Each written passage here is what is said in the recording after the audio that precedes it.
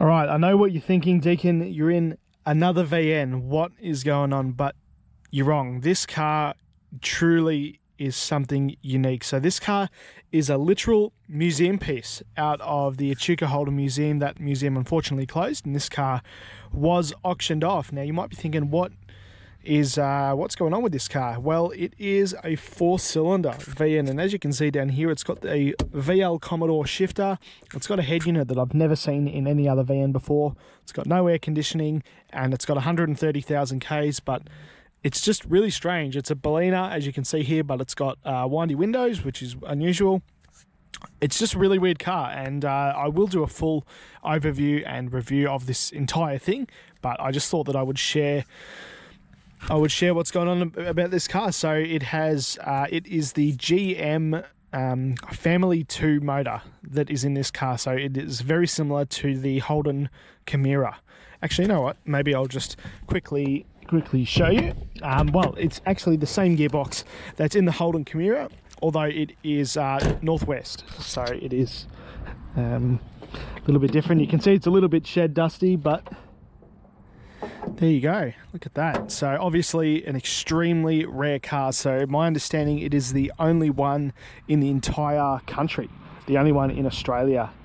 So it's pretty cool that I can share this with you guys. So it's got, I believe it's 90 kilowatts, and it has a VN Commodore gearbox, which is why it has the auto. But you know, aside from it being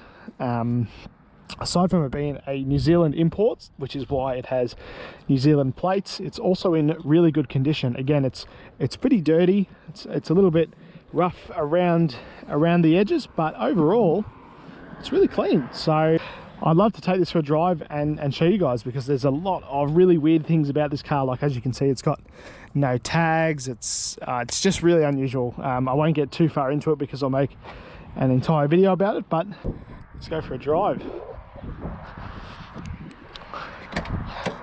So I have been driving it for a few minutes, so it's not cold. So, and as you can see, as you can hear, it's very 80s. Does need a bit of a dap on the dash. It's a really 80s car, but it's incredibly smooth. And as you can see, it's also a 3-speed. No 4-speed here like the rest of the VN series. So, again, this shifter, extremely unusual. But let's go now.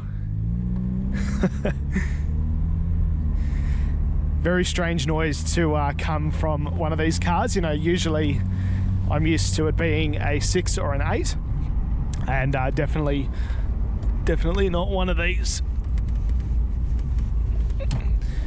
But in terms of, you know, this car drives great. It's stock height, it's comfortable, it's just a nice place to be. The heater works. There's no air conditioning in this car, as you can see. You know, there's no button, but yeah, everything works exactly as it should. And I've made a few videos about this car and shared it over the internet, and it is absolutely exploded, this thing, the interest in this car. So it is from New Zealand. It was never available for sale in Australia, and it has come here because it has been up for auction.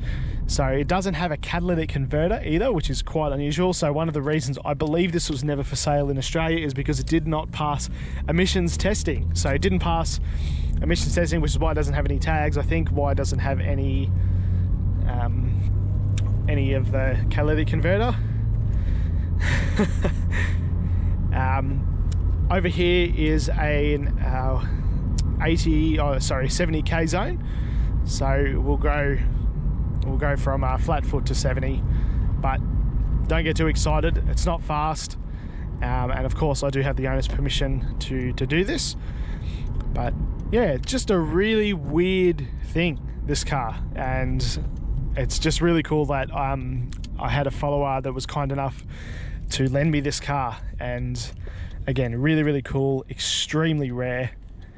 And like, I don't know, I've had a few people in the comments say, you know, it's not that rare because you can get them in Thailand and Singapore, and that is true, but in Australia you couldn't. So it's a nice ute. All right, so we'll go flat to the floor, but so my foot is hard down.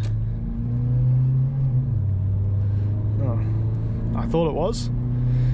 There you go. So look, it's not breaking any land speed records, this thing, and not only that, it's also poor on fuel. So I'm not really even sure why this car exists, because it's not quick and it's not really good on fuel. And comparing the options to the Buick or the 5 litre that was available at this time, I'm not sure why you would pick this car, because why would you? But because so few people did, it has sort of made this, I mean, not a classic car, but it's a part of Holden history, this thing, and I'm very, very aware of that when I'm driving it, because, you know, not only is it rare, but it's in shockingly good condition for a VN, and even it smells new. I mean, if anyone has driven VNs, you know that they smell like cigarettes and darts, and, you know, they stink. But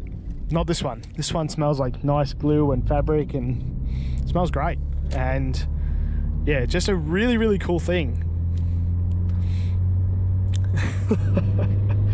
But like I said, it's not quick. Actually, one of the other really cool quirks about this car is that it has factory 411 diff gears, which you know, a lot of people put into the VNs, you know, to do burnouts and skids and stuff like that. But obviously in this car, that's not the case. It's really needed because, well, the motor's a bit of a slug, if I'm completely honest.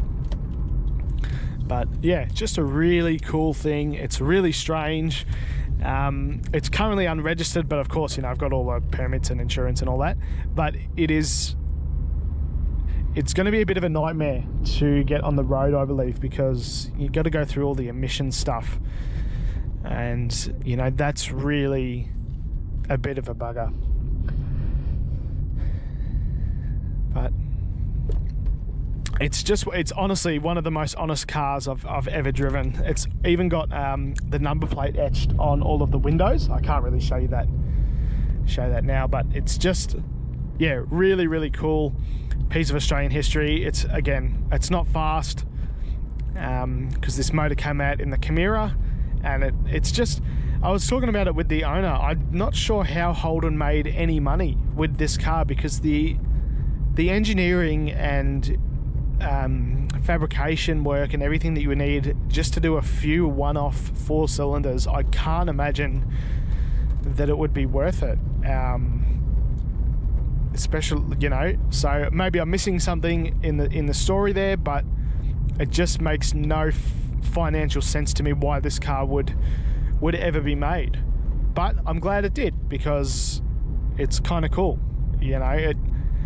I don't know, I've had a lot of people in the comments about saying they've seen heaps of these in New Zealand and they've parted them out, and I believe you could also get them in the in manual, although I actually don't know too much about those. But yeah, it is really weird seeing the VL shifter. This radio, I've never seen that before, although that could just be me. But yeah, just a really, really weird place to be. And I'm so excited to have been lucky enough to be lent something like this, because, you know, I'm very excited, as you can probably tell. Like I said, I will do a full tour of the outside of this car, because the outside also has a few oddities, like the mouldings on the doors are different. There are some badges that I've never seen before, but overall, it's not that different. But we'll go this way.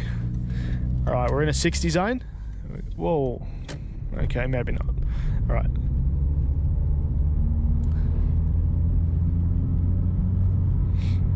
So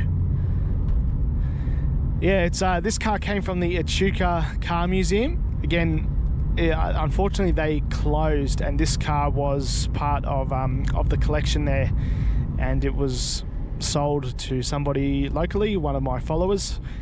And yeah, it's really cool that it's gone into good hands. You know, this car will never, it's not going to be, you know, thrashed or parted out or anything like that. It'll be enjoyed for what it is, because it's weird.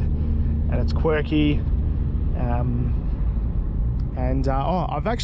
When I posted this on Facebook, a lot of people were saying that it's not rare because it's got a Starfire in it, and a lot of the early Commodores did, and that is true, but this motor is not the Starfire, it's not diesel, so it's a 2-litre single overhead cam motor, and yeah, just a really weird thing. Runs great though. I don't know what, I really don't know much about Chimeras at all, and I really don't know if they are reliable. I've got no opinion. I just haven't really done any research. But this one, it was having some fuel issues, so it's got some new fuel injectors and it's got a few new other things, but overall it's very tidy. Oh, the road's closed. That's all right. And the other thing that everybody was saying is that it's a Toyota Lexan. Now, it is not a Toyota Lexan, it is not a Toyota motor. This car has absolutely zero to do with the Toyota Lexan, so forget that. I do understand the confusion, but that is not this.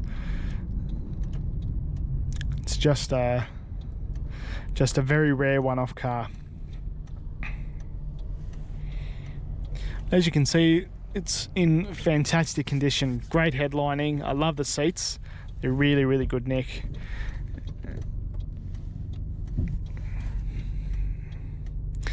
I don't think the radio works, but every time you press the button, it makes this super loud beep.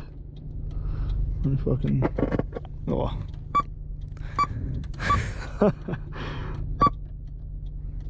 No cassettes in there, unfortunately. So yeah, an exceptionally rare car, rare import. Just everything about it is bizarre and weird, and I'm really happy to be sharing it with you guys. And just the interest on this car has been crazy. So I will make a proper walk around video like I do with all the cars that come on the channel, and I'll also just for this car do like a Q&A. I've gone on Instagram and got a bunch of questions that people ask me.